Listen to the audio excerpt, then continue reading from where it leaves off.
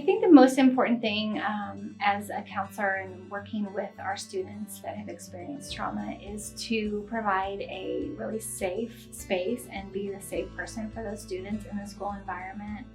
And trust looks different for kids that have experienced trauma. So what is their definition of trust? What do they need to feel that they're in a safe environment and that they can trust others? And so to be that person for them as much as possible. Another important thing to help teachers understand in the classroom is a basic understanding of adverse childhood experiences to help teachers to know that students are unique individuals with unique experiences and to not generalize, so that you can provide the best support and a nurturing environment for those kiddos.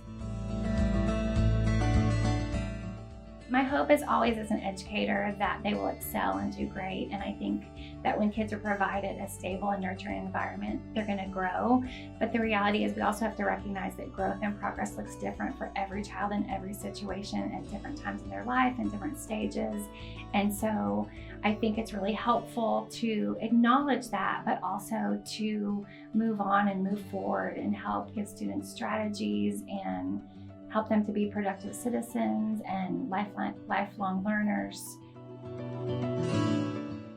When working with students for trauma, to recognize that their behaviors and the things that they do are going to look very different because of the experiences that they've had, and to understand as the adults that are working with them that that's not personal towards that adult, that that's just the child acting out in a way because of their experiences, and they really need help and strategies to learn to cope and self-regulate. And as the adults that are safe in their lives, we can do that for them.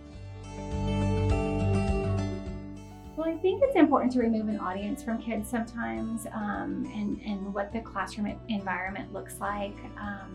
I know that a coping skill is different for each child. I mean, breathing is something so simple from kindergarten to adulthood that we teach kids all the time, just as far as physical regulation, and the adult has to be regulated too. So helping the adults that work with our kids to be able to self-regulate, to be able to walk away from a situation if it's not dangerous for the child when needed, to be able to ask for help from someone else, our kids and our adults that are working with children, to be able to take time for yourself and find some balance in that. But we have to model self-regulation as adults, and sometimes that's really hard, and I think the best way to do that is by not taking the child's behavior as a personal response to us and understanding that that's the child working through some of their trauma and their emotions.